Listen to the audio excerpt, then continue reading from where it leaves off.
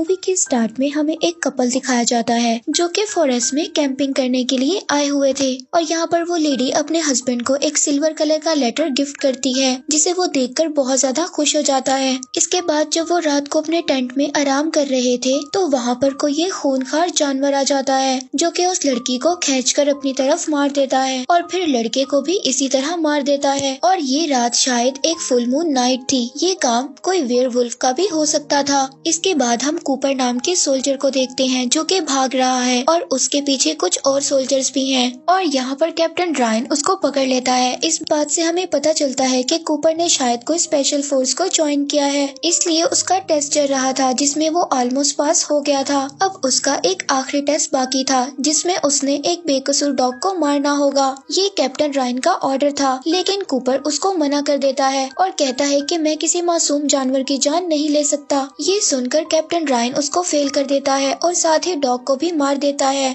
अब कूपर को गुस्सा आता है कि वो इतनी मेहनत के बाद भी सेलेक्ट नहीं हुआ और वो कैप्टन से फाइट करने लगता है। इसके बाद सीन शिफ्ट होता है और 1 महीने बाद हमें दिखाया जाता है कि हेलीकॉप्टर के जरिए कुछ सोल्जर्स के स्क्वाड को उतारा गया है और इन सोल्जर्स में कूपर भी है। ये यहाँ पर सब लोग ट्रेनिंग एक्सरसाइज के लिए आए थे। इसके बाद वो लोग आगे बढ़ते हैं और कूपर उनको बताता है कि इस जंगल में से बहुत से लोग गायब हो जाते हैं और वो इनको उस कपल के बारे में भी बताता है जो हमें मूवी के स्टार्ट में दिखाए गए थे। और कूपर इनको बताता है कि उन लोगों के बॉडी के पार्ट्स मिले थे और अब वो आगे बढ़ रहे थे और उन पर नजर रख रहा था कैप्टन रायन। और अब रात हो गई थी। वो रात को बॉन फायर के पास बैठे बातें कर रहे थे, तभी वहाँ पर उनके ऊपर कोई चीज आकर गिर जाती है। ये किसी जानवर की डेड बॉडी थी और उसको किसी जानवर ने ही मार दिया था और उसकी बॉडी पर अजीब तरह से दांतों के निशान थे। और दूसरी तरफ हम कैप्टन रायन को देखते हैं जो किसी को ढूंढ रहा था, तभी उसके ऊपर अटैक हो जाता है। और अब सुबह होते ही वो सोल्जर्स आगे बढ़ते हैं और उनको वहाँ पर कुछ डेड बॉडीज के टुकड़े मिलते हैं। अब वो लोग इस बात को समझ गए थे कि यहाँ पर कुछ तो गलत है, तभी उनको एक फ्लेयर गन नजर आती है और वो उसी डायरेक्शन में चल पड़ते हैं। और अब वो स्पेशल फोर्सेस के बेस पर आकर देखते हैं कि हर तरफ खून ही खून था और उनकी डेड बॉडीज के टुकड़े हर तरफ फैले हुए थे जैसे किसी जानवर ने उनको मारकर खाया हो। अब वो लोग ये सब देखकर अलर्ट हो गए थे और वो वहाँ पर असली वेपन्स को जमा कर रहे थे, तभी एक आदमी उन पर अटैक कर देता है। अब ये आदमी कोई और नहीं बल्कि कैप्टन रायन था जो कि बुरी तरह से जख्मी था।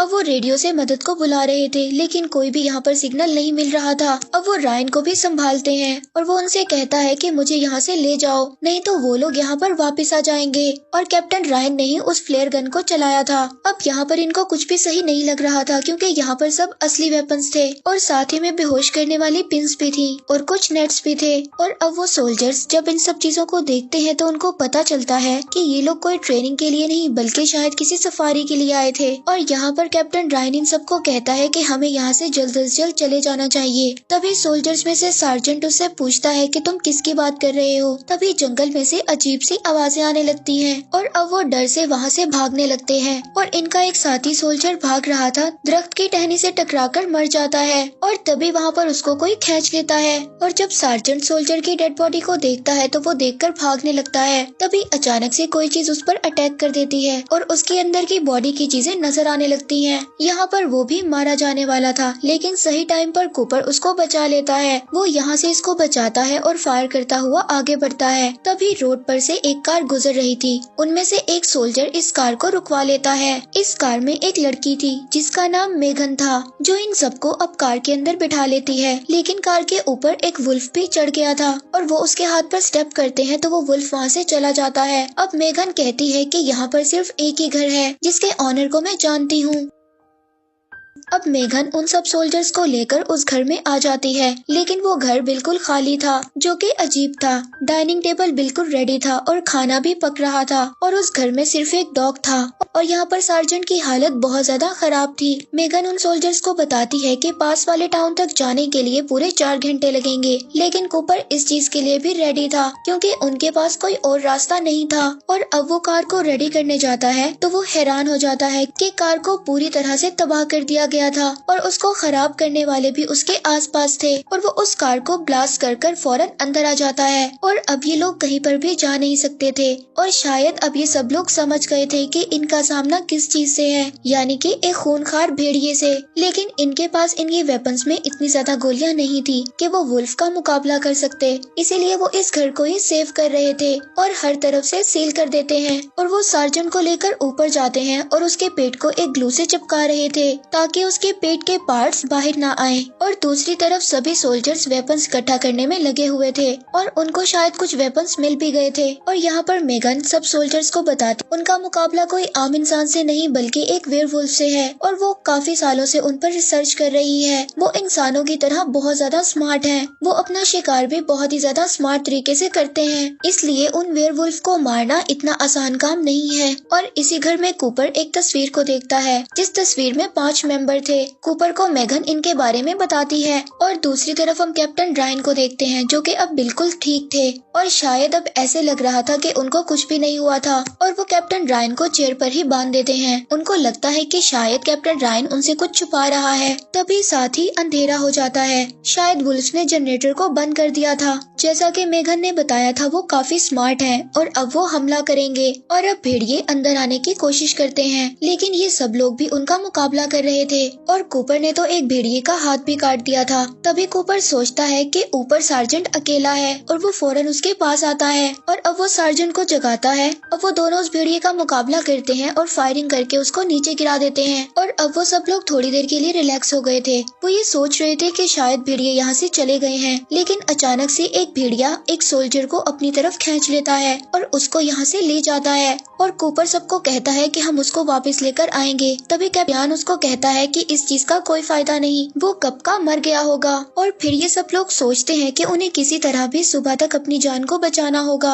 और यहाँ पर इनको ये बात भी पता चलती है कि मेगन और रायन एक दूसरे को जानते हैं। जब रायन पहली बार यहाँ पर आया था तो मेगन ने उसको गाइड किया था और अब वो सब लोग होपलेस होते जा रहे थे क्योंकि उनके पास बचने का कोई भी रास्ता नहीं था। तभी मेगन उनको बताती है कि सामने वाले घर में एक कार खड़ी है और ये सब लोग ये बात सुनकर बहुत ज्यादा खुश हो गए थे, शायद उनको कोई उम्मीद मिली थी। और अब वो प्लान बनाते हैं कि उनमें से कोई एक भेड़ियों को डिस्ट्रैक्ट करेगा और दूसरा जाकर गाड़ी को ले आएगा। और अब एक सोल्जर रस्सी के जरिए नीचे जाता है और प्लान के मुताबिक वो भेड़िए उसके पीछे लग गए थे और वो दोबारा से विंडो से चढ़कर घर के अंदर आ जाता है। तभी दूसरा सोल्जर गाड़ी तक पहुंच गया था और तभी वो देखता है कि एक और भेड़िया सोल्जर को खा रहा है, लेकिन वो जल्दबाजी में गाड़ी को देखना भूल गया। उसके अंदर भी एक और भेड़िया बैठा हुआ था और अब वो भेड़िया उसको भी मार देता है। और जैसे ही वो सब लोग गाड़ी के पास पहुंचते हैं तो उन पर भी भेड़िया अटैक कर देता है, लेकिन मेगन उसको शूट करके मार देती है और अब वो बचकर दोबारा वापस अंदर आ जाते हैं। लेकिन कूपर को यहाँ पर बहुत ज्यादा गुस्सा आ रहा था क्योंकि कूपर के साथ ही मारे गए थे। कूपर रायन से पूछता है कि उनको यहाँ पर क्यों भेजा गया। रायन कूपर को बताता है कि हम यहाँ पर वेयरवुल्फ को पकड़ने के लिए आए थे ताकि वो हमारी मिलिट्री में काम आ सके।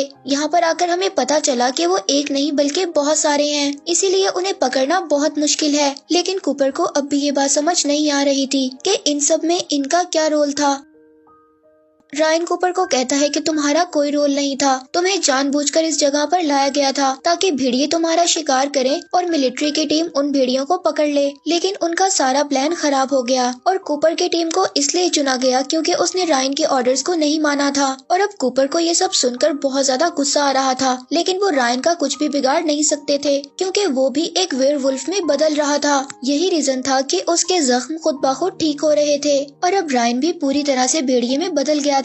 तभी कूपर उस पर एक तलवार से अटैक करता है जिससे वो यहाँ से भाग जाता है। अब सबको ये बात समझ आई थी कि वो फैमिली जिनकी उन्होंने तस्वीर देखी थी ये सभी वेयरवुल्फ हैं और ये सब अपने घर में आने के लिए बेचैन हैं। यानी कि पहले वो 5 थे और अब रायन को मिलाकर वो 6 लोग हो गए हैं और अब वो पूरे घर में से सिल्वर की चीज को ढूंढते हैं क्योंकि शायद कोई सिल्वर की चीज ही उन भेड़ियों को मार सकती थी। लेकिन यहाँ पर कोई भी चीज उन्हें सिल्वर की नहीं मिलती और अब वो सब डिसाइड करते हैं कि वो वेयरवुल्फ्स को जला देंगे और यही रास्ता बेस्ट है। और मेघन उनको बताती है कि अभी वो सब लोग आराम कर रहे होंगे और यही सही वक्त है उनको वहाँ पर जलाने का। और वो साथ ही खड़ी कार का फ्यूल पाइप काट देते हैं और कूपर उसको उस जगह पर ले जाता है जहाँ पर वो वेयरवुल्फ थे और सार्जेंट वहाँ पर आग लगा देता है और कार वहाँ पर जाकर ब्लास्ट हो जाती है और शायद वहाँ से निकलने की आखिरी उम्मीद को भी उन्होंने तबाह कर दिया था। मेघन उनको सॉरी बोलती है क्योंकि उसने उन लोगों के साथ बहुत बड़ा धोखा किया था। उस जगह पर कोई भी वेयरवुल्फ नहीं था और मेघन ने जो भी उन लोगों को बताया था वो सब झूठ था।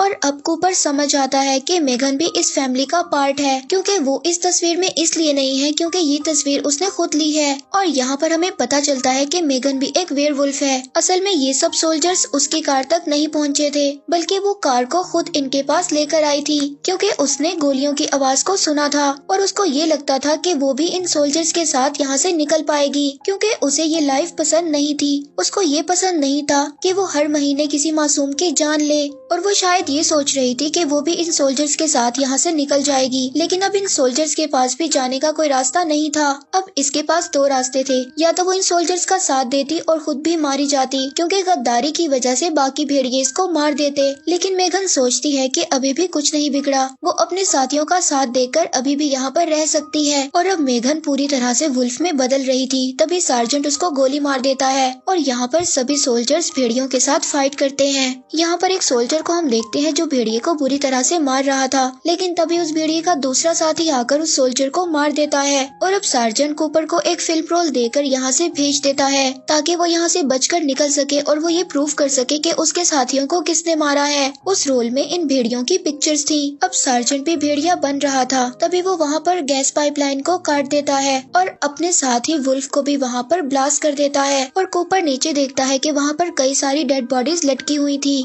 साथ में वहाँ पर कैप्टन रायन भी था जो कूपर पर अटैक करता है। और अब कूपर को सिल्वर कलर का लेटर ओपनर मिल गया था जो हमने मूवी के स्टार्ट में देखा था और अब कूपर उस लेटर से उसको स्टैप करता है जिससे वो कमजोर हो गया था और अब कूपर उसको शूट कर देता है। और अब ये बात प्रूव हो गई थी कि भेड़ियों को सिल्वर से मारा जा सकता है। और अब सुबह होते ही कूपर उस डॉग के साथ वहाँ से निकल जाता है और कूपर ने सारी फोटोज को पब्लिक कर दिया था। यहाँ पर सब कुछ एक्सपोज हो गया था और यहीं पर मूवी एंड हो जाती है।